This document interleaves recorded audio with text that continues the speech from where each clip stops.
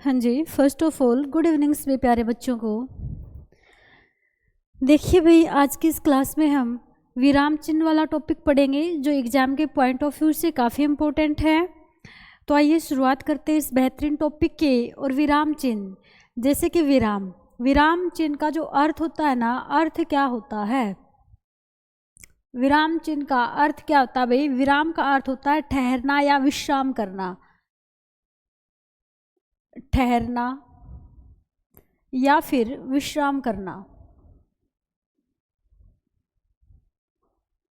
विश्राम करना, ठहरना या विश्राम करना विराम चिन्ह का क्या होता है?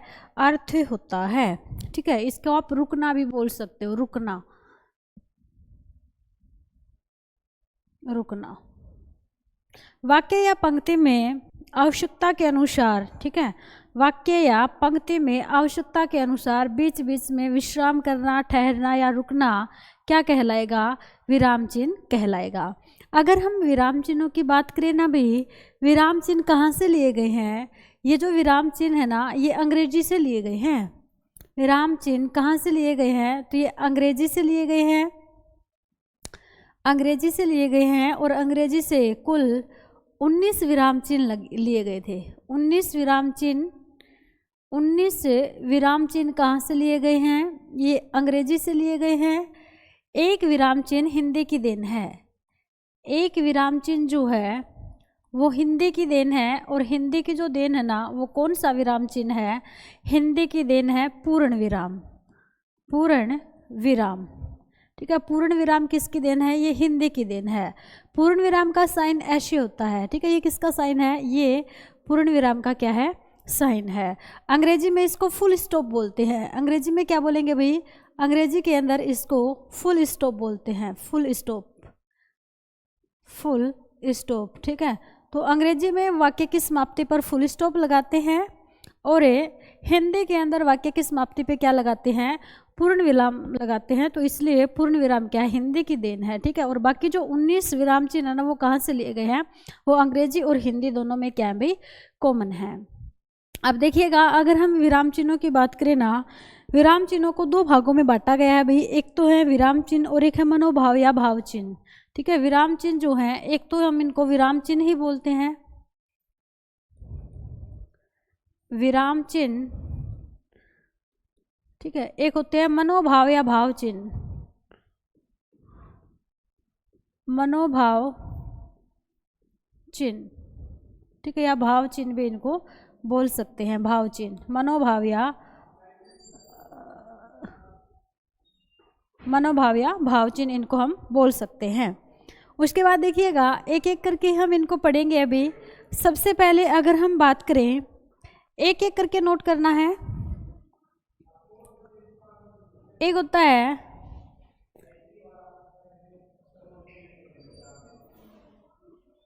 पूर्ण विराम, पूर्ण विराम। पूर्ण विराम का प्रयोग कहाँ करेंगे?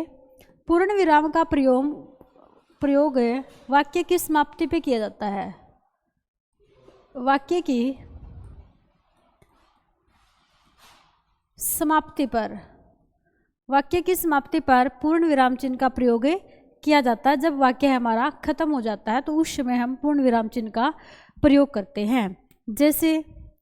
जैसे कि अगर हम बात करें, मैं बोलूं राधा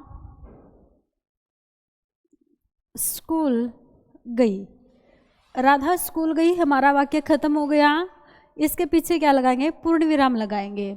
तो जब वाक्य पूर्ण रूप से समाप्त हो जाता है तो उसके पीछे क्या लगाते हैं? पूर्ण विराम चिन्ह लगाया जाता है। पूर्ण विराम के बाद एक होता है अपूर्ण विराम,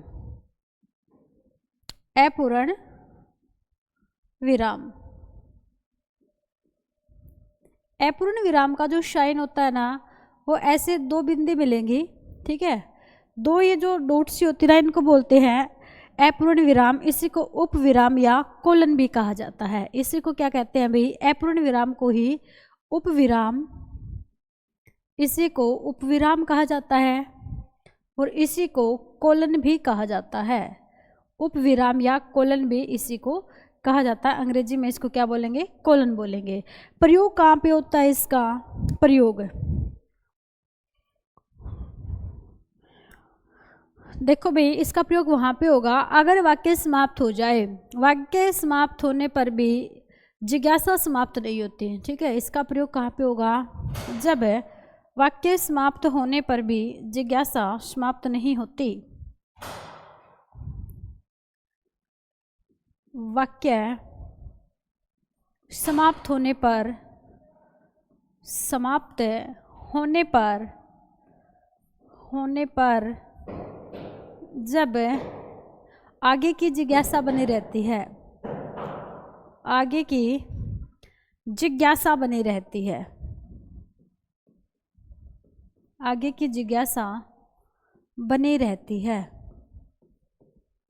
बने रहती है, वहाँ पे क्या होता है भाई, वहाँ पे अपूर्ण विराम या उप विराम का प्रयोग किया जाता है। जैसे गदर एक प्रेम कथा, एक वाक्य है, जैसे गदर, ठीक है, एक प्रेम कथा, एक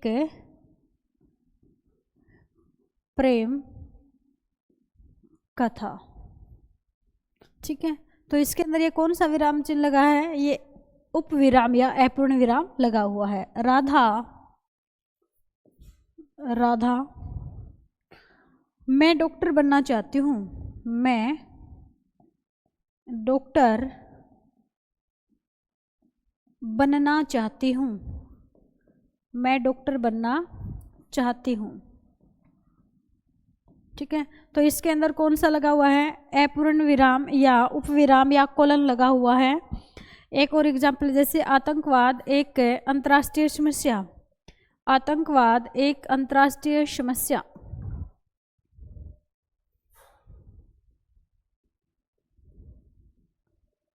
आतंकवाद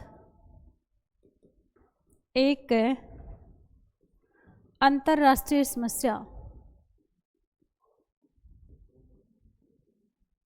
अंतर्राष्ट्रीय समस्या, ठीक है। तो इन सभी में कोलन का उपयोग किया गया है। अगला है सेमी कोलन यानी कि अर्धविराम। थर्ड नंबर पे लिखिएगा अर्धविराम, अर्धविराम इसको कहा जाता है सेमी कोलन, सेमी कोलन इसको कहा जाता है अंग्रेजी के अंदर। शाइन क्या होता है इसका, तो अर्धविराम का जो शाइन है ना वो होता है एक बिंदी और इसके नीचे ऐसे कोमा, ठीक है, ये क्या होता है इसका शाइन होता है। अर्धविराम का प्रयोग होता है जहाँ पे वाक्य के अंदर आधा ठहराव आए, यानी कि 50% की रुकावट, 50% का ठहराव जब वाक्य में आता है ना तो वहाँ पे अर्धविराम या सेमीकोलन का प्रयोग किया जाता है। जहाँ वाक्य में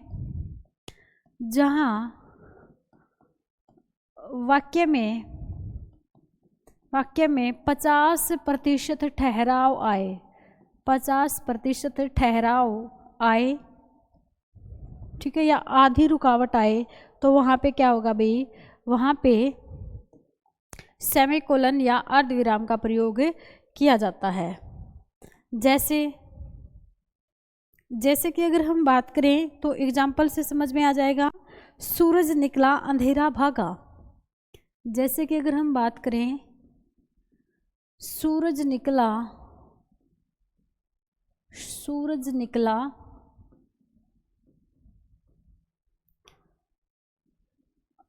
अंधेरा भागा, अंधेरा भागा, सूरज निकला अंधेरा भागा। तो सूरज निकला के बाद क्या होता है भाई, आधा ठहराव यानी कि 50% का ठहराव आ रहा है। सूरज निकला, ठीक है, सूरज निकला अंधेरा भागा, तो यहाँ पे 50% का ठहराव आ रहा है, तो क्या होगा यहाँ पे अर्धविराम आएगा। अर्धविराम के बाद अगला है अल्प विराम। अल्प विराम का प्रयोग बहुत सारी जगह होता है जिसको हम कोमा बोलते हैं। अल्प विराम,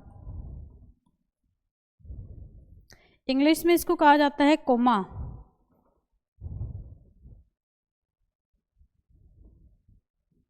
कोमा ये होता है इसका साइन, ठीक है। अल्प विराम का प्रयोग कहाँ पे होगा?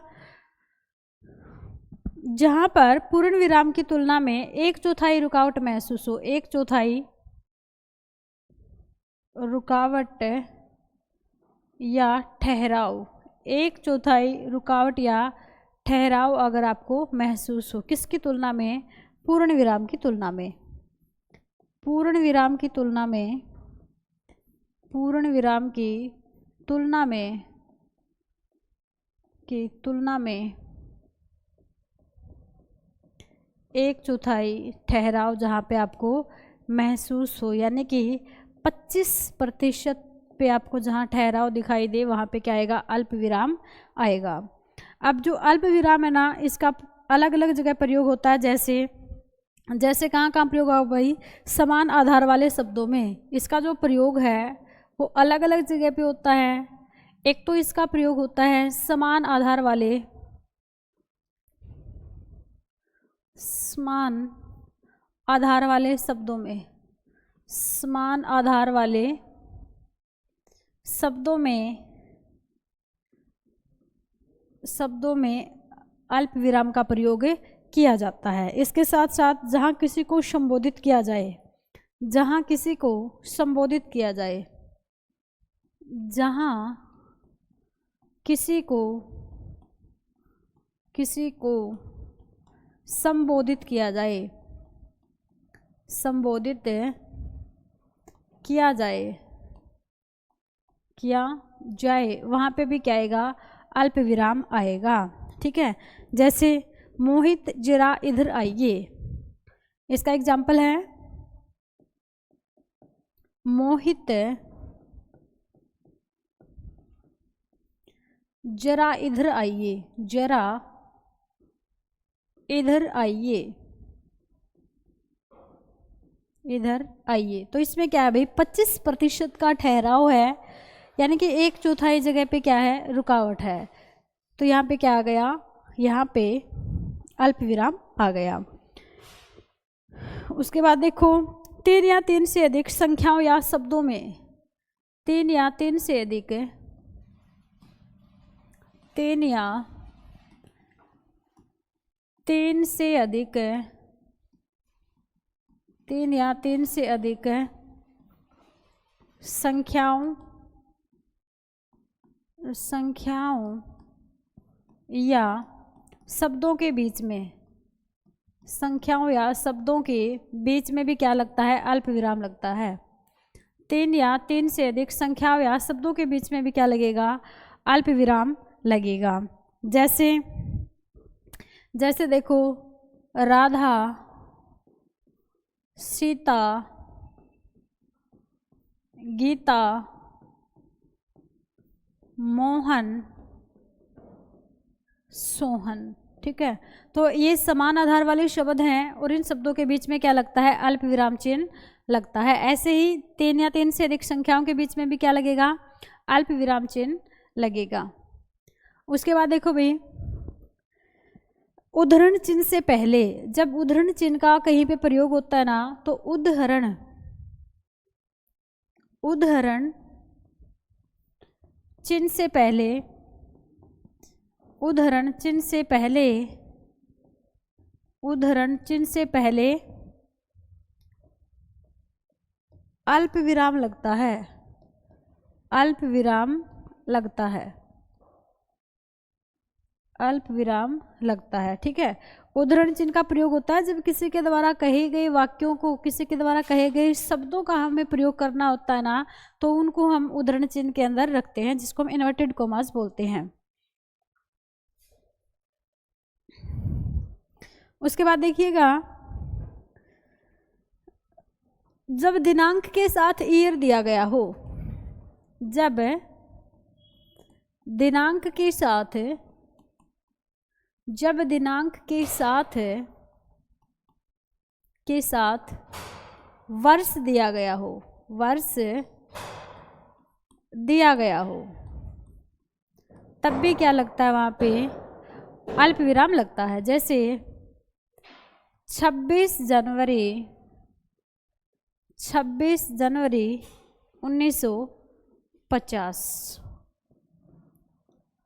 15 अगस्त 1947।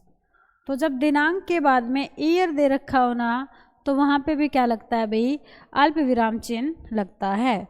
ये इसके क्या है, अलग अलग प्रयोग हैं, सारे के सारे आपको याद रखने हैं। ये सारे क्या थे, विराम चिन्ह थे। कौन कौन से पढ़े हमने विराम चिन्ह? एक होता है पूर्ण विराम, जो वाक्य की पूर्ण समाप्ति पे लगता है। एक होता है अपूर्ण विराम। अपूर्ण विराम वहाँ लगेगा जहाँ पे वाक्य समाप्त होने के बाद भी आगे जानने की जिज्ञासा बनी रहती है, जिज्ञासा खत्म नहीं होती। तो ऐसे वाक्यों में हम किसका प्रयोग करेंगे? अपूर्ण विराम का प्रयोग करेंगे।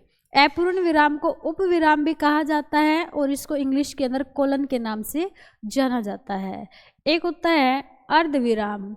अर्धविराम का प्रयोग कहाँ करते हैं भाई? जहाँ वाक्य में 50% की ठहराव हो या फिर आधा विराम, आधा ठहराव हो, वहाँ पे क्या होता है, वहाँ पे अर्धविराम चिन्ह का प्रयोग किया जाता है। जैसे सूरज निकला, अंधेरा भागा।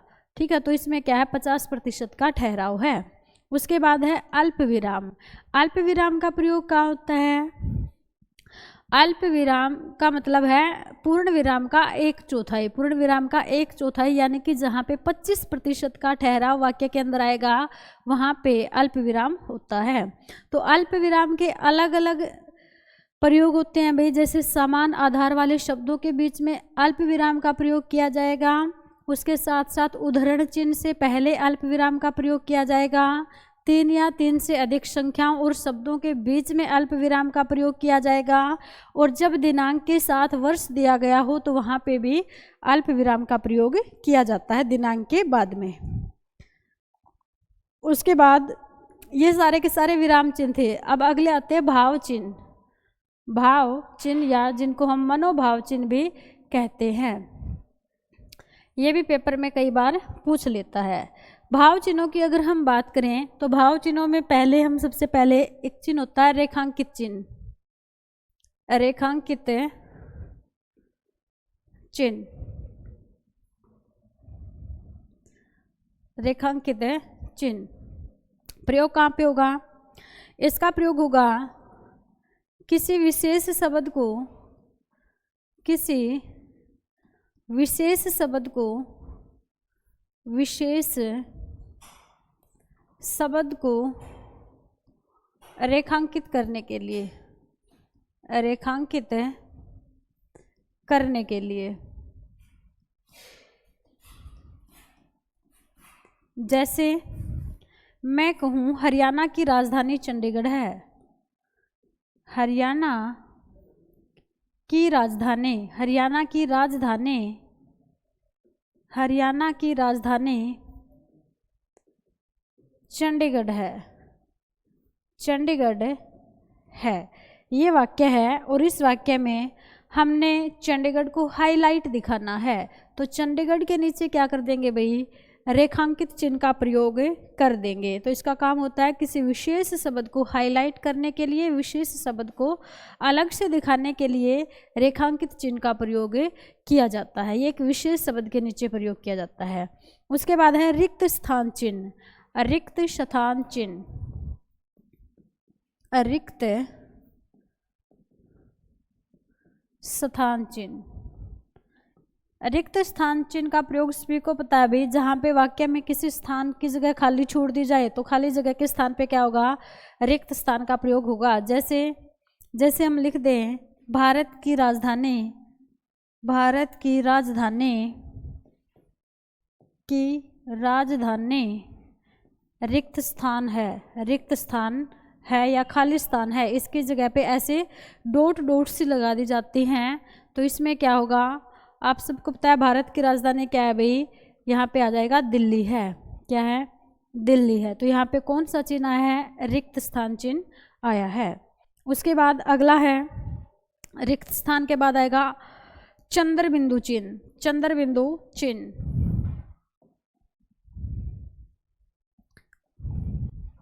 एक चिन्ह होता है चंद्र बिंदु, चंद्र बिंदु चिन्ह। चंद्र बिंदु चिन्ह का जो साइन होता है ना वो इस प्रकार से होता है। इसका प्रयोग कहाँ पे होगा? तो इसका प्रयोग होता है तद्भव शब्दों के साथ। तद्भव शब्दों में प्रयोग, तद्भव शब्दों में प्रयोग होता है किसका?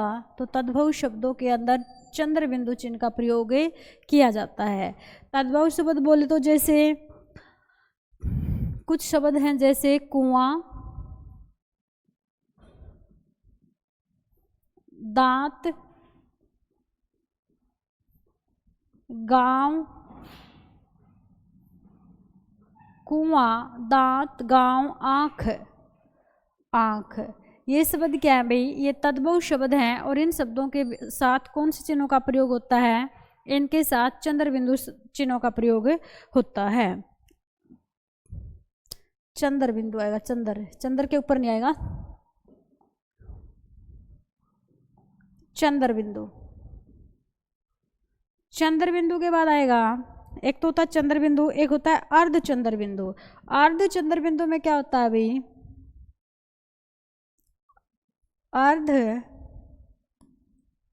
चंद्र बिंदु, अर्ध चंद्र बिंदु में बिंदु नहीं आता, ठीक है, इसमें ये वाला साइन आता है और ये वाला जो साइन है ना ये कौन से शब्दों के साथ प्रयोग होता है? तो ये विदेशी शब्दों के साथ प्रयोग होता है, विदेशी शब्दों के साथ, विदेशी शब्दों के साथ है अर्ध चंद्र बिंदु का प्रयोग किया जाता है। जैसे एक शब्द है कॉलेज, कॉलेज, एक शब्द है ऑफिसर,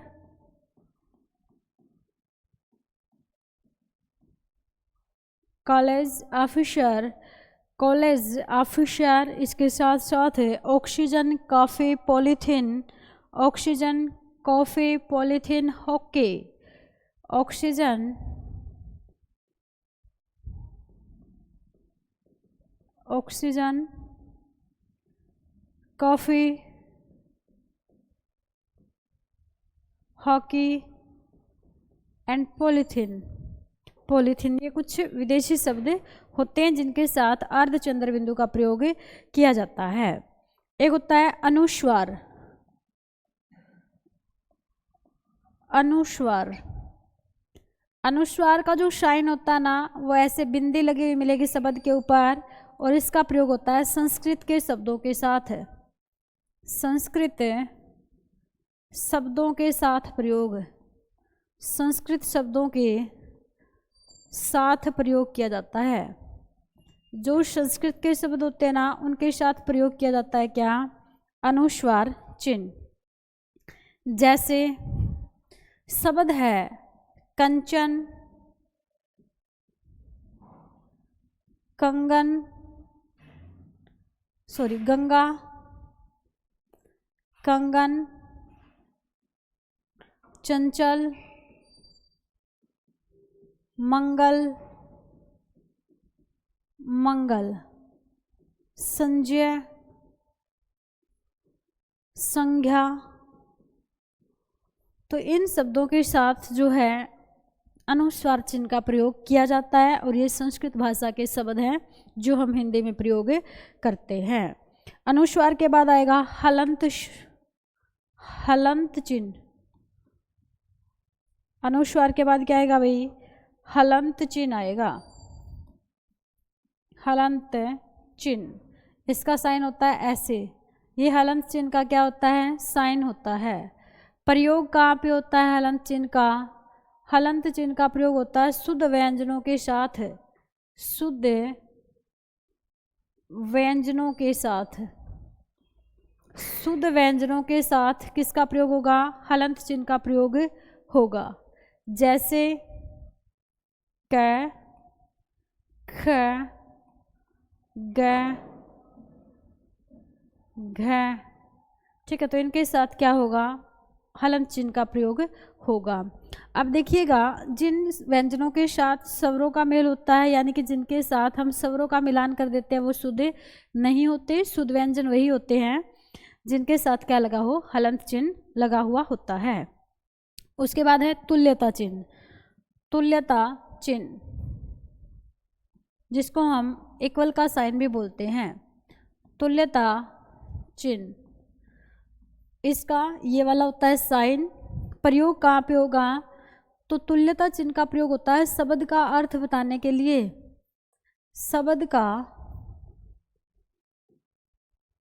अर्थ बताने के लिए, अर्थ बताने के लिए, शब्द का अर्थ बताने के लिए तुल्यता चिन्ह का प्रयोग किया जाता है। जैसे यहाँ पे एक शब्द लिखा है मयंक है, मयंक का अर्थ बताना है तो तुल्यता चिन्ह का प्रयोग करेंगे। मयंक का अर्थ होता है चंद्रमा, चंद्रमा। एक शब्द लिखा है यहाँ पे जलद, जलद का अर्थ बताएंगे तुल्यता चिन्ह लगा के, इसका अर्थ होता है बादल, बादल। ठीक है, तो जहाँ पे शब्द का अर्थ बताना हो तो अर्थ बताने के लिए शब्द के बाद क्या लगाते हैं, अर्थ और शब्द के बीच में क्या लगाएंगे, तुल्यता चिन्ह का प्रयोग करेंगे, जिसको साइन ऑफ इक्वलिटी के नाम से जाना जाता है। उसके बाद है विसर्ग चिन्ह। विसर्ग चिन्ह, विसर्ग चिन्ह, विसर्ग जो चिन्ह होते हैं ना भाई, इसका साइन होता है ऐसे, ये होता है विसर्ग का साइन। विसर्ग का जो साइन है ना, विसर्ग चिन्ह, ठीक है, बीच में ऐसे मिलेंगे आपको, सॉरी, विसर्ग चिन्ह में क्या होता है, बीच में ये जो डॉट होती है ना, ये डॉट बीच से ओपन होती है, एम्प्टी होती है, ऐसे मिलेगा। ठीक है, ये विसर्ग चिन्ह। विसर्ग चिन्ह का प्रयोग होता है जैसे कुछ ही शब्दों के साथ होता है। एक शब्द है प्रातः काल, प्रातः काल, ठीक है, इसके अंदर क्या लगा है, प्रातः काल के अंदर विसर्ग चिन्ह लगा है। और ये विसर्ग संधि से बने हुए शब्द होते हैं। जो विसर्ग संधि के शब्द होते हैं ना, उनके अंदर विसर्ग चिन्ह का प्रयोग किया जाता है। प्राय है दुखी, प्राय है दुखी, ठीक है, तो इसमें भी क्या लगेगा, विसर्ग चिन्ह लगेगा। विसर्ग चिन्ह के बाद अभी अगला लोप चिन्ह। लोप चिन्ह, लोप चिन्ह का साइन क्या होता है, तो लोप चिन्ह का साइन होता है ऐसे एक्स के जैसा। ठीक है, इसको बोलते हैं लोप चिन्ह। लोप चिन्ह का प्रयोग कहाँ पे होता है भाई, जहाँ पे वाक्य के अंदर किसी अभद्र शब्द का प्रयोग किया गया हो या गाली गलौज का प्रयोग किया गया हो, तो उस अभद्र और गाली गलौज वाले शब्द के स्थान पे क्या लगा देते हैं, हमें लोप चिन्ह लगा देते हैं। कहाँ पे होगा, अभद्र व गाली गलौज वाले शब्द के स्थान पर लोप चिन्ह का प्रयोग किया जाता है। ठीक है, गाली गलौज के स्थान पर इसका प्रयोग किया जाता है। एक होता है अनुवृत्ति चिन्ह, अनुवृत्ति चिन्ह, रिपीट पॉइंटर चिन्ह जिसको बोलते हैं। अनुवृत्ति चिन्ह, अनुवृत्ति चिन्ह का ये वाला होता है साइन। ठीक है, ये वाला क्या होता है, इसका साइन होता है। अनुवृत्ति चिन्ह को बोलते हैं repeat pointer symbol, repeat pointer symbol, repeat pointer symbol. जब वाक्यों के अंदर एक ही जैसे शब्दों का प्रयोग किया जाता है तो वहाँ पे क्या होता है, रिपीट पॉइंटर सिंबल का प्रयोग किया जाता है। जैसे मैं यहाँ पे लिख दूँ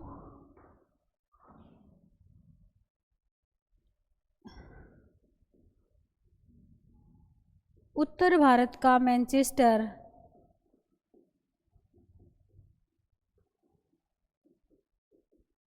का मैनचेस्टर, और इसके ठीक नीचे लिखा जाए दक्षिण, दक्षिण भारत का मैनचेस्टर। तो जब वाक्यों के अंदर एक ही जैसे शब्दों का प्रयोग किया जाता है ना, तो क्या होता है, शब्द के स्थान पे हम रिपीट पॉइंटर सिंबल का प्रयोग कर देते हैं। इसका अर्थ होता है कि इस रिपीट पॉइंटर सिंबल के स्थान पे जो इसके ठीक ऊपर वाले वाक्य में शब्द है वही शब्द इसके स्थान पे आएगा। ठीक है, रिपीट पॉइंटर सिंबल। उसके बाद है भाई त्रुटि, त्रुटि चिन्ह, त्रुटि चिन्ह। इससे त्रुटि चिन्ह का और भी नाम है हंसपद चिन्ह, विस्मरण चिन्ह, काकपद चिन्ह। इसी को काकपद, इसी को विस्मरण चिन्ह, इसी को हंसपद चिन्ह के नाम से भी जाना जाता है। ठीक है, हंसपद चिन्ह, विस्मरण चिन्ह, काकपद चिन्ह, त्रुटि चिन्ह एक ही बात है। इंग्लिश में इसको बोलते हैं, इंग्लिश के अंदर इसको ओब्लिवियन साइन के नाम से जाना जाता है। ओब्लिवियन साइन के नाम से इंग्लिश में इसको जानते हैं। ये जो साइन होता है ना, ये इस प्रकार से इसका साइन होता है, उल्टे वी के आकार का। ठीक है, इसका जो आकार होगा वो कैसा होगा, उल्टा वी, उल्टे वी के आकार का इसका साइन होता है। प्रयोग कहाँ पे होगा भाई इसका, इसका प्रयोग होता है जैसे कि हमने कोई वाक्य लिखा और उस वाक्य के अंदर हमने कोई शब्द मिस कर दिया, कोई शब्द हमारा लुप्त रह गया, तो ठीक उस शब्द के स्थान पे हम ऐसा सिंबल देके नीचे क्या लिख देते हैं, उस शब्द को लिख देते हैं, जिससे हमें पता चल जाता है कि ये शब्द यहाँ पे क्या हो गया, छूट गया था। ठीक है, जैसे मैं लिखूं राधा, राधा सीता बहन है, बहन है, राधा सीता बहन है, और मेरे को लिखना था राधा सीता की बहन है। तो हम क्या करेंगे भाई, यहाँ पे जहाँ पे की आना था ना, की के स्थान पे हम ओब्लिवियन साइन का प्रयोग करेंगे और इसके ठीक नीचे क्या लिख देंगे, की, क्या लिख देंगे, की। तो इससे हमें पता चल गया कि यहाँ पे ये शब्द क्या हो गया था, मिस हो गया था। ठीक है, ओब्लिवियन साइन की मदद से हम इसको रीराइट कर सकते हैं। अगला है कोष्ठक चिन्ह, कोष्ठक चिन्ह जिसको इंग्लिश के अंदर ब्रैकेट के नाम से जानते हैं, कोष्ठक या ब्रैकेट चिन्ह। इस ब्रैकेट का प्रयोग कहाँ पे होता है, इसके अलग अलग यूज होते हैं भाई। इसका साइन क्या होगा, ब्रैकेट का जो साइन होता है ना वो ऐसे, ये ब्रैकेट के क्या होते हैं, साइन होते हैं, ऐसे भी होते हैं और ये ऐसे भी होते हैं। तो इसका प्रयोग कहाँ होगा, कहाँ कहाँ होगा, संवाद लेखन के अंदर, संवाद लेखन में, संवाद लेखन में पात्रों के हाव भाव, पात्रों के हाव भाव व्यक्त करने के लिए, हाव भाव व्यक्त करने के लिए, व्यक्त करने के लिए, ठीक है, पात्रों के हाव भाव को व्यक्त करने के लिए हम मतलब देखो जैसे अब कोई लेखक है वो ये लिख रहा है, मतलब जैसे कि बादल झूम रहे हैं, हंसते हुए लिख रहा है, बादल झूम रहे हैं, ऐसे वो हंसते हुए लिख रहा है। तो ऐसे लिख सकते हैं, मुंशी प्रेमचंद ने लिखा हंसते हुए बादल जो है नाच रहे हैं, ऐसे कुछ भी लिख दो आप। तो उसके जो भाव है ना, उसके जो एक्सप्रेशंस हैं, पात्र के जो एक्सप्रेशंस या भाव हैं, उन भावों को व्यक्त करने के लिए हम ब्रैकेट में उसके भाव को लिख देते हैं, तो वहाँ पे इसका प्रयोग किया जाता है। उसके बाद क्रम संख्या दर्शाते टाइम, क्रम संख्या दर्शाने के लिए, क्रम संख्या दर्शाने के लिए, दर्शाने के लिए भी हम किसका प्रयोग करते हैं, तो क्रम संख्या दर्शाने के लिए भी कोष्ठक चिन्ह का प्रयोग किया जाता है। जैसे 1 2 3 मैं लिख दूं कै ख ग, तो ऐसे क्रम संख्या दर्शाने के लिए भी कोष्ठक चिन्ह का प्रयोग किया जाता है। तीसरा प्रयोग कहाँ होता है भाई, वाक्य में प्रयुक्त कठिन शब्द का अर्थ बताने के लिए, वाक्य में प्रयुक्त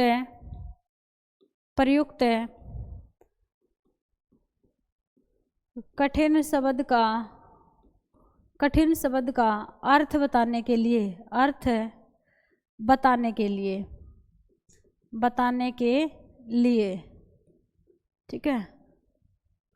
अब जैसे मैं लिख दूं वारिद, वारिद यानी कि बादल, बादल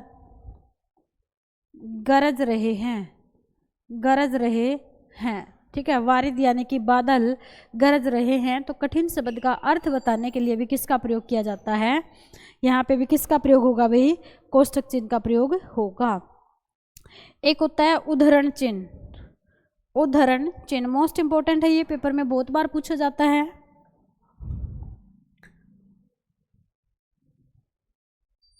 उद्धरण चिन्ह, उद्धरण चिन्ह का अर्थ होता है इन्वर्टेड कोमा, इन्वर्टेड कोमा,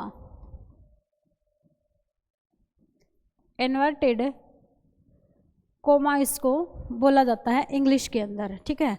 यानी कि आपने कुछ ऐसे साइन देखे होंगे, तो ये साइन किसके होते हैं? इन्वर्टेड कोमा के साइन होते हैं।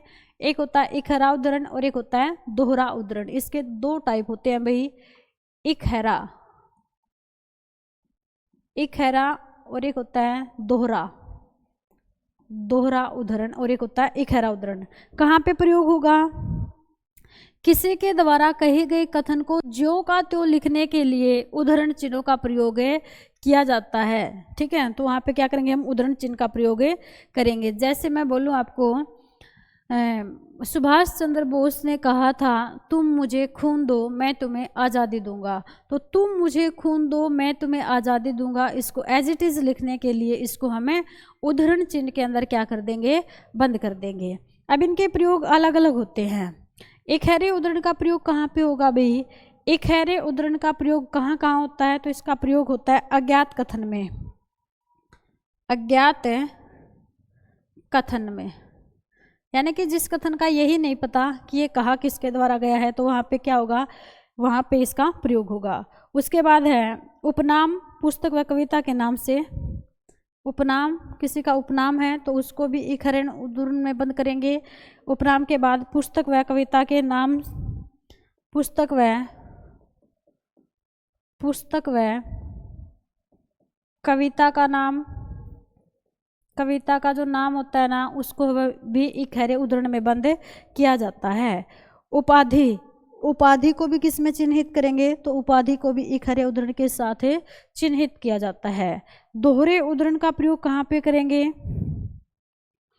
इसका प्रयोग किया जाता है ध्येय वाक्यों के साथ, ध्येय वाक्यों के साथ, ध्येय वाक्यों के साथ, यानी कि जो आदर्श वाक्य होते हैं ना, आदर्श वाक्यों के साथ, और किसी के द्वारा कहे गए कथन, किसी के द्वारा कहे गए कथन को, कहे गए कथन को ज्यों का त्यों, ज्यों का त्यों लिखने के लिए, ज्यों का त्यों लिखने के लिए, लिखने के लिए किसका प्रयोग करेंगे? दोहरे उद्धरण चिन्ह का प्रयोग किया जाएगा। एक बार फिर से देखो, जो इकहरा उद्धरण चिन्ह होता है ना, ये ऐसे लिखा जाता है इकहरा उद्धरण, और दोहरा उद्धरण कैसे होता है भाई? ऐसे डबल कोमा के अंदर होता है। इसका प्रयोग कहाँ पे होगा? तो इसका प्रयोग होगा अज्ञात कथन के साथ, यानी कि जिस कथन का हमें यही नहीं पता कि किसने कहा था। जैसे परिश्रम सफलता की कुंजी है, परिश्रम सफलता की कुंजी है, तो उसके साथ इकहरे उद्धरण चिन्ह का प्रयोग किया जाएगा। उपनाम, कोई भी अगर उपनाम है, जैसे गांधी भारत के राष्ट्रपिता हैं, गांधी जी भारत के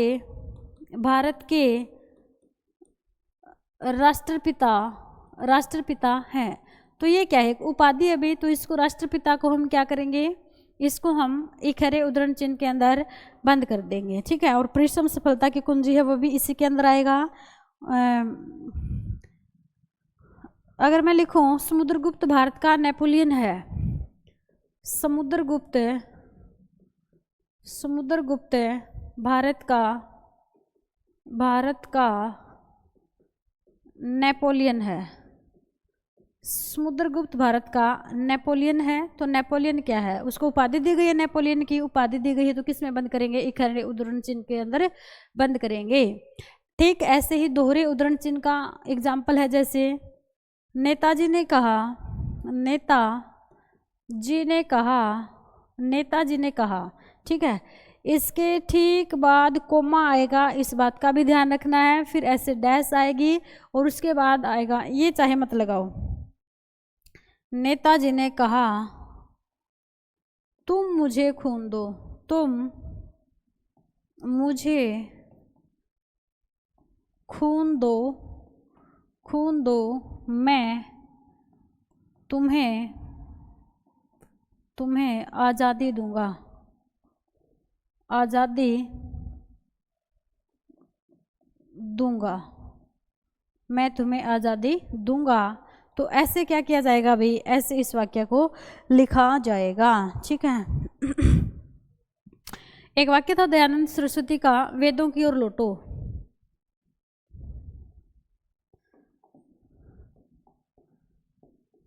वेदों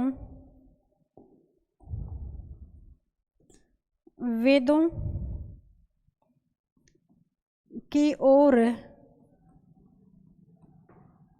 लौटो, वेदों की ओर लौटो। तो इसको भी किस में करेंगे हम, इसको भी हम दोहरे उद्धरण चिन्ह के अंदर बंद करेंगे, वेदों की ओर लौटो, ठीक है, वेदों की ओर लौटो। कर्म ही पूजा है, कर्म ही पूजा है, करो या मरो, कर्म ही पूजा है। इसके अंदर भी ऐसे लिखा जाएगा, करो या मरो, करो या मरो, ठीक है, करो या मरो। तो ऐसे ये वाक्य लिखे जाते हैं, क्योंकि ये किसी न किसी के या तो आदर्श वाक्य हैं, या फिर ये क्या है भाई, किसी के द्वारा कहे गए कथन है। हमारी जनगणना हमारा भविष्य है, हमारी जनगणना हमारा भविष्य है, सेंसस 2011 का आदर्श वाक्य है, तो उसको भी हम डबल इन्वर्टेड कोमा के अंदर रीराइट करेंगे, ठीक है, राइट करेंगे। तो ये थे हमारे कुछ उद्धरण चिन्ह के एग्जाम्पल। अब लास्ट है भाई इतिश्री चिन्ह, इतिश्री चिन्ह, इतिश्री चिन्ह। इतिश्री जो चिन्ह होता है ना, इतिश्री चिन्ह का साइन कैसे होता है, तो इतिश्री चिन्ह का साइन होता है भाई, एक तो ऐसे, ऐसे, ठीक है, ऐसे मिलेगा, और एक साइन आपको इस प्रकार से भी मिल सकता है, इस प्रकार से। तो ये इतिश्री के चिन्ह होते हैं। इतिश्री चिन्ह का प्रयोग कहाँ पे किया जाएगा, तो इसका प्रयोग किया जाता है कार्य की पूर्ण समाप्ति पर। इतिश्री चिन्ह का प्रयोग कहाँ किया जाता है अभी, कार्य की पूर्ण समाप्ति पर, कार्य की पूर्ण समाप्ति पर, पूर्ण